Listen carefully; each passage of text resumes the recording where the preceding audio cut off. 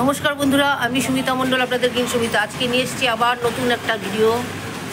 দেখুন, এই যে গাছগুলো দেখতে পাচ্ছেন, আপনাদের কিছুদিন আগে দেখিয়েছিলাম যে কি করে গ্ল্যাডিওলাসের বাল্ব লাগাতে হয়। এই যে গ্ল্যাডিওলাসের বাল্ব লাগিয়ে দেখিয়েছিলাম।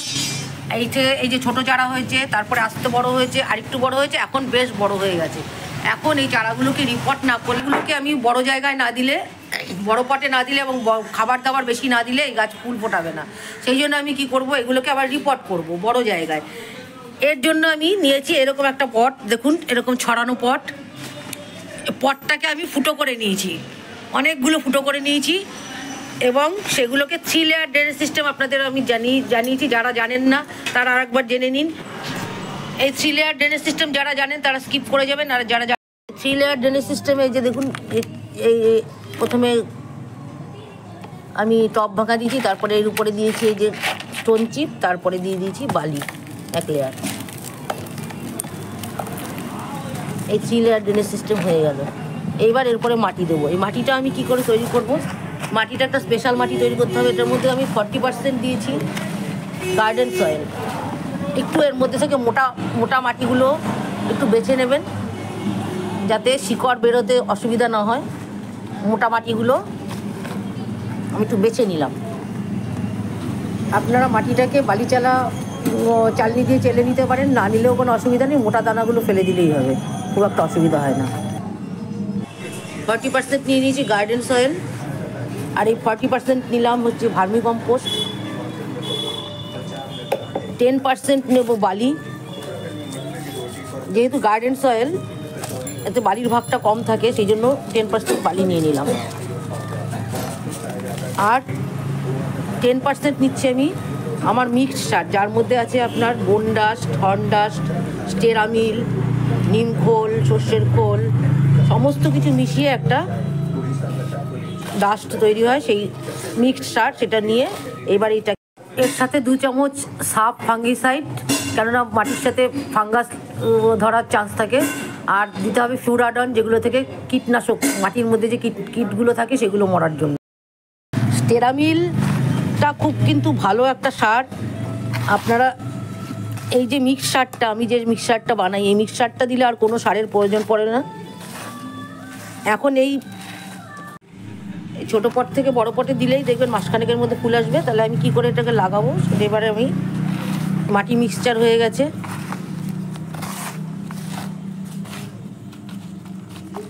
এবার গাছগুলোকে লাগিয়ে দেবো। এই যে গাছগুলো আছে, এই 3টে গাছ আমি একসাথে লাগিয়ে দেবো। তাই তলাটা 3 লেয়ার ড্রেনেজ সিস্টেমের পর খানিকটা মাটি দিয়ে দিলাম।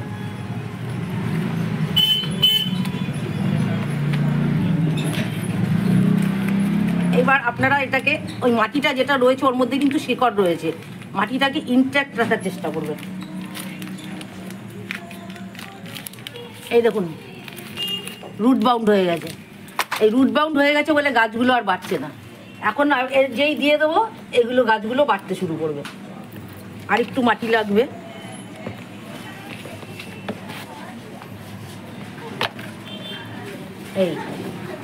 এই একটা বসালাম। আপনারা কখনোই এই প্লাস্টিকের যে গ্রোয়িং ব্যাগগুলো, এগুলোকে ইনট্যাক্ট রাখার চেষ্টা করবেন না, তাহলে কিন্তু রুটগুলো ছিঁড়ে যাওয়ার সম্ভাবনা আছে। দেখুন, রুট বাউন্ড হয়ে গিয়ে কীভাবে বড় বড় হয়ে গেছে। এই আর একটা মাঝখানে লাগিয়ে দিলাম।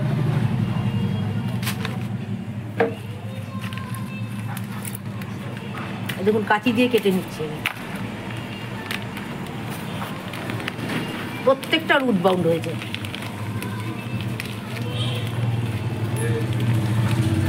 রুট বাউন্ড যখনই গাছের হয়ে যাবে না, তখনই বড় পটে দিতে হবে, নাহলে ওই গাছ আর ভালো বড় হবে না। এই 3টে পাশাপাশি দিয়ে দিলাম। এইবার বাকিটা আমি মাটি দিয়ে ভরে দেবো। গ্ল্যাডিওলাস এইভাবে একসাথে কেন লাগালাম, গ্ল্যাডিওলাসের খুব বেশি বড় জায়গা লাগে না। এতেই দেখবেন স্টিক বেরোবে এবং ফুল আসবে। ফুল আসলে মন ভরে যাবে দেখবেন।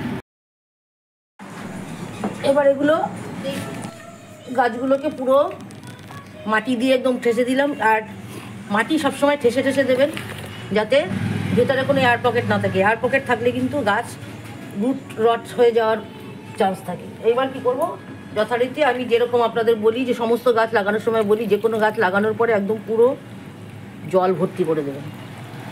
এইবার এই অবস্থায় আমি 3 দিন ছায়া জায়গায় রেখে দেবো, ঘরের ছায়া জায়গায়। তারপরে 3 দিন বাদে আমি এটাকে রোদে দেবো। আর এর মধ্যে যা খাবার দাবার দিলাম, আর 15 দিনের মধ্যে আর কোনো খাবার দেবো না। এরপরে আমি দেবো, এরপরে স্টিক আসার জন্য আমি দেবো, এর মধ্যে তো যা দিয়েছি তাতেই যথেষ্ট, আর কিছু দরকার নেই।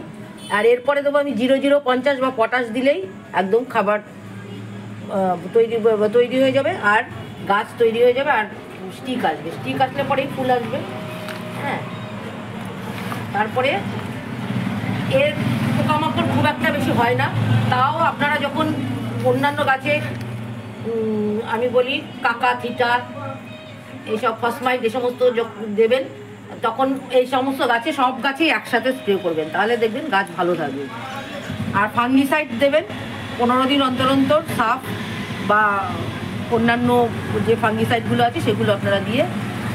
বন্ধুরা, এই গ্ল্যাডিওলাস ফুল ফুটলে, গ্ল্যাডিওলাস ফুলের ছবি আপনারা দেখেছেন, এত সুন্দর হয়, দেখলেই মন ভরে যায়। বিয়ে বাড়িতে বোকে বানিয়ে নিয়ে গেলে দারুণ সুন্দর লাগে দেখতে।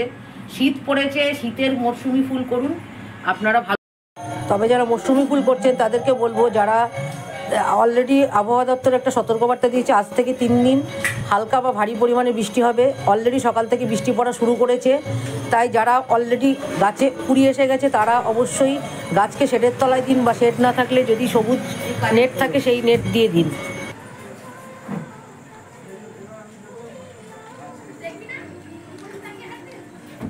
আর একটা জিনিস দেখা,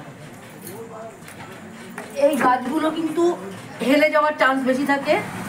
এই প্রত্যেকটার সঙ্গে এরকম একটা করে আপনারা স্টিক দিয়ে দেবেন, তাহলে কিন্তু ভালো থাকবে।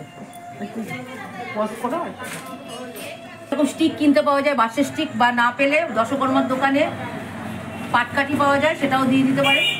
দিয়ে এটাকে আলতো করে সবুজ উল দিয়ে বেঁধে দেবেন, দেখাও যাবে না, দেখতেও ভালো লাগবে। আর এই নাহলে কিন্তু গাছ হেলে গেলে আর ফুলগুলো দেখতে ভালো লাগবে না।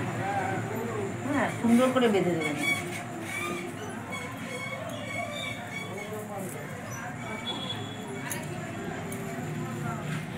সবুজ সুতো দিয়ে বাঁধলে ভালো হয়। আমি এখন আপাতত এরকম রাখলাম, পরে সবুজ সুতো দিয়ে দেবো। বন্ধুরা, ওয়েদার চেঞ্জ হচ্ছে, আপনারা গাছের প্রতিও যত্ন নিন, নিজেদের প্রতিও যত্ন নিন।